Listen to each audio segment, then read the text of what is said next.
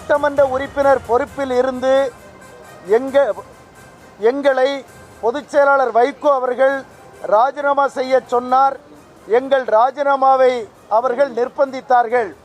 அமைச்சராக கூட ஆகலாம் என்ற ஆசை வார்த்தைகளுக்கு மயங்காமல் எங்களை நம்பி வாக்களித்த மக்களுக்கு தலைக்குனிவை ஏற்படுத்த மனமில்லாமல் எங்கள் நிலைப்பாட்டில் உறுதியாக இருக்கின்றோம்.